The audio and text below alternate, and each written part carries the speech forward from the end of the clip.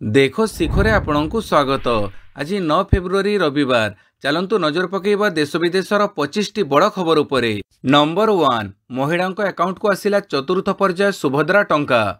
महिला अकाउंट को आसिला सुभद्रा योजना प्रथम किस्तिर चतुर्थ पर्याय टंका। राज्यर 18 लाख अधिक योग्य हिताधिकारी अकाउंट को गला सुभद्रा टंका।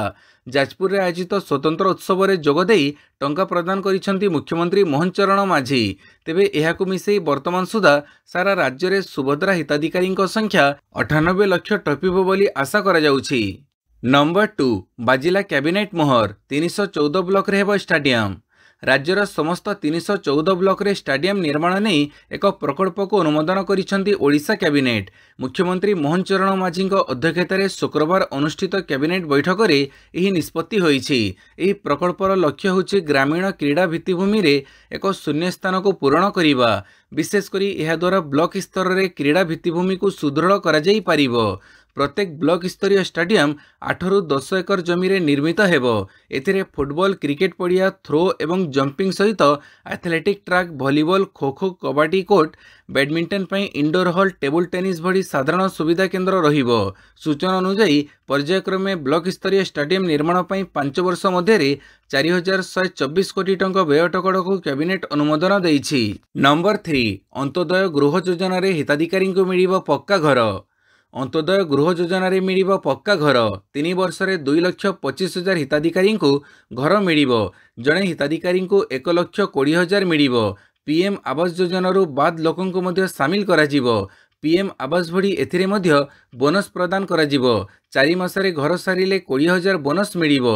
सेपरी 6 मासरे सारिले 10,000 बोनस मिलिबो बोली समाजर दुर्बल वर्गर लोकमानंको पक्का घर जोगई देई सेमानंको जीवन धारणर मान परिवर्तन करिबा पई अंत्योदय गृह योजनार मूल लक्ष्य। प्राकृतिक अथवा मनुष्यकृत विपर्यय क्षतिग्रस्त परिवार विभिन्न सरकारी प्रकल्प हेतु विस्थापित होइतिबा परिवार भिन्नक्षम व्यक्ति मुख्य उपार्जनकारी होइतिबा परिवार जंगल अधिकार आईन हिताधिकारी परिवार एवं प्रचलित गृह निर्माण योजना रे उपकृत होई नथिबा योग्य परिवार वर्गों को एही योजना रे पक्का घर जोगई दिया जिवो। स्वामी स्त्री निर्भरशील बापा मां को परिवार गणा जिवो। नंबर 4 जाजपुर रे लोकार्पित हैला जजाति केसरी मेडिकल कॉलेज। उद्घाटन है जजाति केसरी मेडिकल कॉलेज। जजाति केसरी मेडिकल कॉलेज बदल में महाराजा जजाति केसरी मेडिकल कॉलेज नाम है नामित।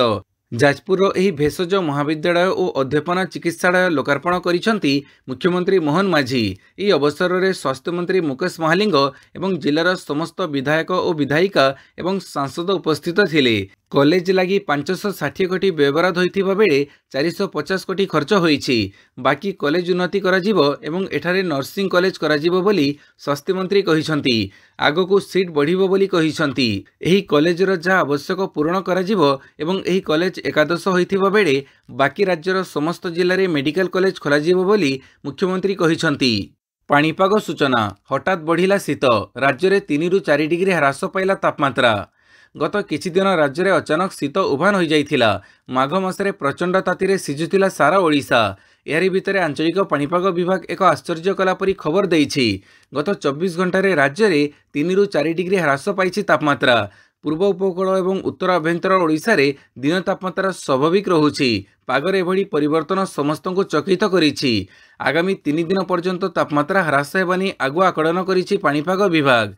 दिन तापमात्रा सह राति तापमात्रा ह्रास होईछि, जार प्रभाव रे राज्य में हालुका शीत अनुभूत हेउछि। आज गंजाम गजपति नयगढ़ पुरी रे घन कुहुड़ी नहीं सतर्क सूचना जारी होईछि। 11 तारिख पर तापमात्रा बढ़िबानी आकलन करा जाईछि।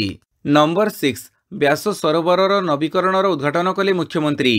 मुख्यमंत्री मोहन चरण माझी काली जाजपुर जिला व्यासनगर उपकंठरे थिबा प्राचीन एवं पुराण प्रसिद्ध व्यास सरोवरर नवीकरणर उद्घाटन करिसेंती। मुख्यमंत्री मोहन चरण माझी जाजपुर गस्त अवसर में व्यासनगर ठारे नवनिर्मित टाउन हॉल शुभोद्घाटन करिसेंती। एने से कहिसेंती स्थानीय अंचलर जनसाधारण आवश्यकता दृष्टि विभिन्न सांस्कृतिक एवं सामाजिक कार्यक्रम आयोजन करिबारे एही टाउन हॉल विशेष सहायक हेबो। नंबर 7 मे 4 रे नीट यूजी प्रवेशिका परीक्षा। मेडिकल प्रवेशिका परीक्षा नीट यूजी 2025 आसंता मे 4 तारिख में अनुष्ठित हेब। मे 4 तारिख में अपराह्न 2टारू 5टा पर्यंत परीक्षा अनुष्ठित हेब। छात्र छात्री माने ऑफलाइन रे परीक्षा देवे। छात्र छात्री 13टी भाषा परीक्षा दे पारिबे, जो थे ओडिया भाषा रे मध्य प्रश्नपत्र रहिबो। मेडिकल प्रवेशिका परीक्षा नीट यूजी पई छात्र छात्री फेब्रुआरी 7 रु मार्च 7 तारिख पर्यंत आवेदन करि पारिबे। पेमेंट दाखल शेष तारीख मार्च 7 रही। neet.nta.nic.in वेबसाइट को जाई छात्र छात्री ऑनलाइन रे आवेदन करि पारिबे। एडमिट कार्ड मे 1 रु डाउनलोड करि पारिबे। सही परि आवेदन फॉर्म रे कोनोसी परिवर्तन करिबाकू चाहुथिले मार्च 9 रु 11 तारिख मध्ये करि पारिबे। नंबर 8 कैबिनेट निष्पत्ति राज्य कर्मचारी पई लागू हेबो एकीकृत पेंशन योजना। राज्यर सरकारी कर्मचारी मानकु एणिकी एनपीएस बदल में यूपीएस अर्थात एकीकृत पेंशन योजनार सुविधा मिलिबो। जो राज्य कर्मचारी माने एनपीएस व्यवस्था रे पेंशन पाइबा निमंते योग्य विवेचित होइछंती सेमानक पई एही व्यवस्था लागू हेबो। एनपीएस अधीन रे थिबा कर्मचारी माने यूपीएस चयन करिबाकू किंबा एनपीएस सहित जारी रहिबा पई विकल्प बाछि पारिबे। एही यूपीएस व्यवस्था राज्य रे 2025 एप्रिल 1 रु कार्यक्षम हेबो। केंद्र सरकार कर्मचारी यूपीएस व्यवस्था लागू करने केंद्र कैबिनेट अगस्त 24 तारिख में निष्पत्ति नेबा परे राज्य सरकार एभली निष्पत्ति नेइछंती। नंबर 9 दिल्ली निर्वाचन फल आप प्रत्याख्यात बीजेपी रो दिल्ली दखल। 27 वर्षर व्यवधान पर बीजेपी दिल्ली रे पुणी थरे क्षमता हासिल करने को सक्षम होइछि। दिल्ली विधानसभा 70 आसन रु 48 आसन दखल करी बीजेपी आम आदमी पार्टी रो दुर्ग भुसड़ी देइछि। आप्र शीर्ष नेता अरविंद केजरीवाल और मनीष सिसोदिया पराजयर सम्मुखीन होइछंती। अन्यपक्षे मुख्यमंत्री आतिशी 3500 भोट व्यवधान रे विजयी होइछंती। दलर अनेक तुंग नेतांको पराजय आपको दोहलेई देइछि एवं दल 22 आसन रे सीमित रही जाइछि। अन्यपक्षे कांग्रेस पुणी दिल्ली रे लज्जाजनक पराजयर सम्मुखीन होइछि। दल खाता खोलिबाकू सक्षम होई नाही एवं लगातार तृतीय थर पई विपर्जय मुंडेइछि। नंबर 10 सम्मानजनक मिल्कीपुर रे जीति सपाठारु प्रतिशोध नेला बीजेपी। समाजवादी पार्टी ठारू उपनिर्वाचन रे प्रतिशोध नहीं बीजेपी। उत्तर प्रदेश मिल्कीपुर विधानसभा आसन में अनुष्ठित उपनिर्वाचन रे बीजेपी प्रार्थी 60,000 रु अधिक भोट रे विजयी होइछंती। एठारे अखिलेश यादव सपा को हारिबाकू पड़िछि। 2022 उत्तर प्रदेश विधानसभा निर्वाचन बेले सपा एठारे विजयी होइथिला, किंतु उपनिर्वाचन बेले दल हाथरू यह खसी जाइछि। नंबर 11 हारिले केजरीवाल सिसोदिया जितिले मुख्यमंत्री आतिशी मारलेना। ट्रेन रे बीजेपी रो जनादेश सेपटे धूड़ी चाटिलाणी आप। हारिले केजरीवाल सिसोदिया किंतु जितिले मुख्यमंत्री आतिशी मारलेना। जंगपुरु आम आदमी पार्टी प्रार्थी तथा दिल्लीर पूर्वतन उपमुख्यमंत्री मनीष सिसोदिया पराजित होइछंती। सिसोदिया को 38,184 भोट मिलिथिबा बेले बीजेपी प्रार्थी तरविंदर को 38,859 भोट मिली। सेहीपरि नुआदिल्ली आसनरू अरविंद केजरीवाल को हरई बाजी मारी नहीं बीजेपी प्रार्थी परवेश वर्मा। बीजेपी प्रार्थी परवेश वर्मा 1,000 रु ऊर्ध्व भोट व्यवधान में परास्त करिसेंती। अन्यपटे कालकाजी सीट रु विजयी होइछंती दिल्ली मुख्यमंत्री आतिशी। से बीजेपी रमेश बिधोड़ी को हरई विजय लाभ करिसेंती। नंबर 12 आपदारू मुक्त हैला दिल्ली कहिले मोदी। शेष में आपदारू मुक्त हैला दिल्ली। विजय पई दिल्लीवासी को कृतज्ञता जनाऊछि। दिल्लीवासी यही विश्वास आम उपरे ऋण। द्रुत गति रे दिल्लीर विकास करी आमे एही ऋण सुझिबु। दिल्ली विधानसभा निर्वाचन में बड़ विजय पर दलीय कार्यालय रे आयोजित कार्यक्रम रे यह कहिसंती प्रधानमंत्री नरेंद्र मोदी। से कहिसंती गोटिए दशकर आपदारू दिल्ली मुक्त हैला। आज दिल्ली रे विकास दूरदृष्टि एवं विश्वासर विजय होइछि। आडंबर अराजकता एवं अहंकार पई आपदा परास्त होइछि। नंबर 13 कांग्रेस 70 रु 67 प्रार्थी हरइछंती अमानत। दिल्ली विधानसभा निर्वाचन में देशर सर्वपुरातन राजनीतिक दल कांग्रेस अवस्था अति शोचनीय होइछि। कांग्रेस 70 जन प्रार्थी मध्यरु 67 जन अमानत हरइछंती। यह लगातार तृतीय थर पई 70 आसन विशिष्ट विधानसभा रे निज खाता खोलिबारे विफल होइछि। तेबे कांग्रेस भोट शेयर रे 2.1% सामान्य सुधार होइछि। अन्यपटे दलर सबु प्रमुख नेता शोचनीय परास्त होइछंती। कांग्रेस जड़े वरिष्ठ नेता दावी करिसेंती जे दल पुणी थरे लोकंक विश्वास जितिबो एवं 2030 रे सरकार गठन करिवो। नंबर 14 रामपुर ठारे उद्घाटित हैला देवानी अदालत। सुवर्णपुर जिला रामपुर ठारे उद्घाटित होइछि देवानी अदालत। एथिरे मुख्य अतिथि भावे जोग देइथिले ओडिशार उच्चतम न्यायालयर विचारपति आनंद चंद्र बेहेरा। जिलार लछीपुर थाना, डुंगुरीपाली थाना और रामपुर थाना अधीन रे थिबा मामलार विचार एही न्यायालय रे होई परिबो बोली कहिसंती विचारपति आनंद चंद्र बेहेरा। नंबर 15 11टी प्रस्ताव उपरे बाजिला राज्य कैबिनेट मोहर। କ୍ୟାବିନେଟ୍ ବୈଠକରେ 11ଟି ଗୁରୁତ୍ୱପୂର୍ଣ୍ଣ ନିଷ୍ପତ୍ତିରେ ମୋହର ବାଜିଛି। ରାଜ୍ୟରେ ନବୀକରଣ ଯୋଗ୍ୟ ଶକ୍ତି ପ୍ରକଳ୍ପର ବିକାଶ ପାଇଁ ଏକ ଅନୁକୂଳ ବାତାବରଣ ସୃଷ୍ଟି କରିବା ଉଦ୍ଦେଶ୍ୟରେ ଓଡ଼ିଶା ଅକ୍ଷୟ ଶକ୍ତି ନୀତି 2022 ପ୍ରଣୟନ କରାଯାଇଥିଲା। ତେବେ ଏହି ନୀତିର କାର୍ଯ୍ୟାନ୍ୱୟନରେ ଚିହ୍ନଟ ହୋଇଥିବା ପରିଚାଳନାଗତ ଅସୁବିଧାକୁ ଦୃଷ୍ଟିରେ ରଖି ନୀତିକୁ ଅଧିକ ଆକର୍ଷଣୀୟ କରିବା ତଥା ଏହାର ସୁଗମ କାର୍ଯ୍ୟକାରିତା ପାଇଁ ଆଜି ରାଜ୍ୟ କ୍ୟାବିନେଟ୍ ସଂଶୋଧିତ ପ୍ରସ୍ତାବକୁ ଅନୁମୋଦନ କରିଛନ୍ତି। ସେହିପରି ଓଡ଼ିଶା ଲୋକସେବା ଆୟୋଗ ବିନିମୟ 1952ର ସଂଶୋଧନ ଆଣିଛନ୍ତି ରାଜ୍ୟ ସରକାର। ଏଥିସହ ଓଡ଼ିଶା ଜିଲ୍ଲା ତଥା ସିଭିଲ୍ କୋର୍ଟର ଜୁଡ଼ିସିଆଲ ଷ୍ଟାଫ୍ ସର୍ଭିସେସ୍ ନିଯୁକ୍ତି ପଦ୍ଧତି ଏବଂ ସେବା ସର୍ତ୍ତ ନିୟମ 2008କୁ ସଂଶୋଧନ କରିବା ପାଇଁ ପଦକ୍ଷେପ ନିଆଯାଉଛି। ହୀରାକୁଦ ଡ୍ୟାମ୍ରେ ନିର୍ମାଣ ହେବ ଅତିରିକ୍ତ ସ୍ପିଲୱେ। ରାଜ୍ୟରେ ଲାଗୁ ହେବ ଏକୀକୃତ ପେନ୍ସନ୍ ଯୋଜନା। କଟକ ଚାନ୍ଦବାଲି ରାସ୍ତାର ଭାରିଗଡ଼ାଠାରେ ଖରସ୍ରୋତା ନଦୀ ଉପରେ ପୁରୁଣା ସେତୁ ନିକଟରେ ଆଡ଼ିଓ ଚାନ୍ଦବାଲିକୁ ସଂଯୋଗ କରିବା ପାଇଁ ସେତୁ ନିର୍ମାଣ ହେବ। ନମ୍ବର 16 ଦିଲ୍ଲୀରେ ସରକାର ବଦଳିବାକୁ ଯାଉଥିବା ବେଳେ ସିଲ୍ ହେଲା ଦିଲ୍ଲୀ ସଚିବାଳୟ। ଦିଲ୍ଲୀରେ ସରକାର ବଦଳିବାକୁ ଯାଉଥିବା ବେଳେ ବଡ଼ ଘୋଷଣା କରିଛି ସାଧାରଣ ପ୍ରଶାସନ। ଦିଲ୍ଲୀ ସରକାରଙ୍କ ସାଧାରଣ ପ୍ରଶାସନ ବିଭାଗ ପକ୍ଷରୁ ଜାରି ହେଲା ନିର୍ଦ୍ଦେଶନାମା। ସିଲ୍ ହେଲା ଦିଲ୍ଲୀ ସଚିବାଳୟ। ଫାଇଲ୍ ଡକୁମେଣ୍ଟ କମ୍ପ୍ୟୁଟର ହାର୍ଡୱେର ଉପରେ ଧ୍ୟାନ ରଖିବାକୁ ନିର୍ଦ୍ଦେଶ ଦିଆଯାଇଛି। ସୂଚନା ଅନୁସାରେ ଦିଲ୍ଲୀ ସରକାରର ସାଧାରଣ ପ୍ରଶାସନ ତରଫରୁ ଏକ ନୋଟିସ୍ ଜାରି କରାଯାଇଛି। ନୋଟିସ୍ରେ ସଚିବାଳୟରେ ଥିବା ସମସ୍ତ ଫାଇଲ୍କୁ ସୁରକ୍ଷିତ ରଖିବାକୁ ନିର୍ଦ୍ଦେଶ ଦିଆଯାଇଛି। ସୁରକ୍ଷା ସମ୍ବନ୍ଧୀୟ ଚିନ୍ତା ଓ ଅଭିଲେଖର ସୁରକ୍ଷା ପାଇଁ ଏହି ନିଷ୍ପତ୍ତି ନିଆଯାଇଛି। ସାଧାରଣ ପ୍ରଶାସନ ବିଭାଗର ବିନା ଅନୁମତିରେ କୌଣସି ଫାଇଲ୍ କମ୍ପ୍ୟୁଟର ହାର୍ଡୱେର ବାହାରକୁ ନ ନେବା ପାଇଁ ନିର୍ଦ୍ଦେଶ ରହିଛି। ଏନେଇ ଶାଖା ମୁଖ୍ୟଙ୍କୁ ନିର୍ଦ୍ଦେଶ ଦେବାକୁ ସବୁ ବିଭାଗକୁ ଚିଠି ଲେଖାଯାଇଛି। ନମ୍ବର 17 ବଦଳିବ ମୋ ବସ୍ର ନାମ। ରାଜଧାନୀ ଭୁବନେଶ୍ୱର ସମେତ କଟକ, ରାଉରକେଲା, ସମ୍ବଲପୁର, ଖୋର୍ଦ୍ଧା ସହରରେ ପରିଚାଳିତ ହେଉଥିବା ସାଧାରଣ ପରିବହନ ବ୍ୟବସ୍ଥା ମୋ ବସ୍ର ନାମ ପରିବର୍ତ୍ତନ ହେବ। ନଗର ଉନ୍ନୟନ ମନ୍ତ୍ରୀ କୃଷ୍ଣଚନ୍ଦ୍ର ମହାପାତ୍ର ଶନିବାର ଗଣମାଧ୍ୟମକୁ ଏହି ସୂଚନା ଦେଇଛନ୍ତି। ସେ କହିଛନ୍ତି ଯେ ମୋ ବସ୍ର ନାଁ ପରିବର୍ତ୍ତନ ହୋଇ ଆମ ବସ୍ ହେବ। ଶ୍ରୀ ମହାପାତ୍ର ପୂର୍ବ ସରକାରଙ୍କୁ କଟାକ୍ଷ କରି କହିଛନ୍ତି ମୋ ବସ୍ ଏକ ଅହଙ୍କାର ଶବ୍ଦ।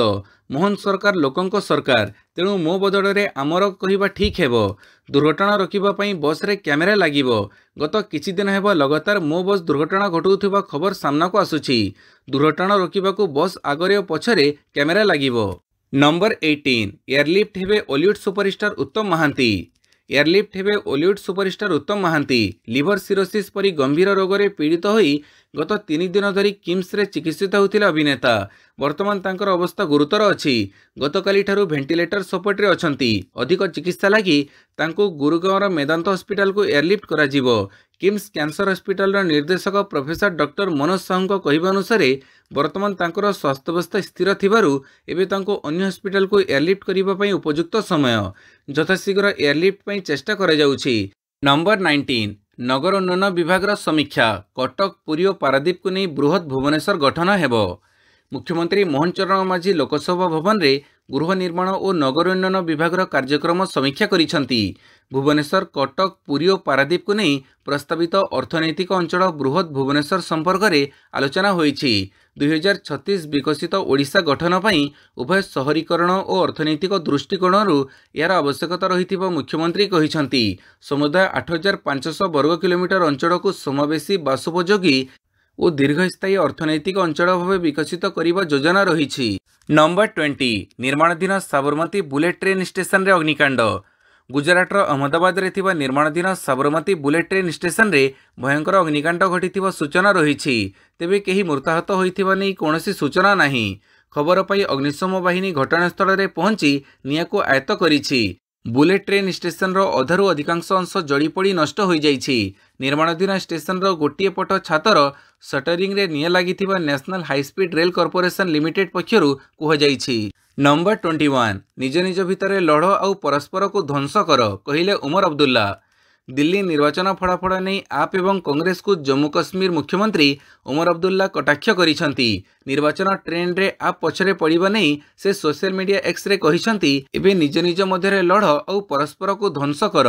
ନମ୍ବର 22 ଡ୍ରଗ୍ସ ଚୋରାଚାଲାଣ ଉପରେ ଏନ୍ସିବିର କାର୍ଯ୍ୟାନୁଷ୍ଠାନକୁ ଗୃହମନ୍ତ୍ରୀଙ୍କ ପ୍ରଶଂସା। କେନ୍ଦ୍ର ଗୃହମନ୍ତ୍ରୀ ଅମିତ ଶାହ କେନ୍ଦ୍ର ସରକାରଙ୍କ ନିଶାଦ୍ରବ୍ୟ ବିରୋଧରେ ଶୂନ୍ୟ ସହନଶୀଳତା ନୀତି ଅନୁଯାୟୀ ମୁମ୍ବାଇରେ ଏକ କଥିତ ନିଶାଦ୍ରବ୍ୟ ଚୋରାଚାଲାଣ ସିଣ୍ଡିକେଟ୍ ଠାବ କରିଥିବାରୁ ନାର୍କୋଟିକ୍ସ କଣ୍ଟ୍ରୋଲ ବ୍ୟୁରୋ ଏନ୍ସିବିକୁ ପ୍ରଶଂସା କରିଛନ୍ତି। ଏକ୍ସରେ ପୋଷ୍ଟ କରି ଏହି ଅଭିଯାନର ସଫଳତାକୁ ପ୍ରଶଂସା କରି କହିଛନ୍ତି, ଭାରତର ଡ୍ରଗ୍ସ ସିଣ୍ଡିକେଟ୍ ବିରୋଧରେ ଏକ ବଡ଼ ସଫଳତା ପାଇଛି।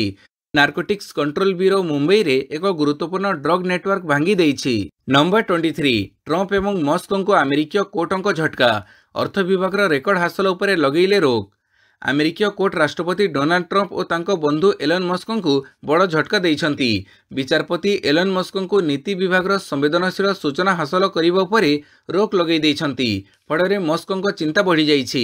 उल्लेखयोग्य जे अमेरिकार एक संघीय न्यायालय शनिवार एलन मस्क नेतृत्वाधीन सरकारी दक्षता विभाग आर्थिक विभाग रेकर्ड हासिल करने पर रोक लगेइछंती। एही रेकर्ड रे लक्ष लक्ष अमेरिकीय सामाजिक सुरक्षा और बैंक अकाउंट नंबर भली संवेदनशील व्यक्तिगत तथ्य रही।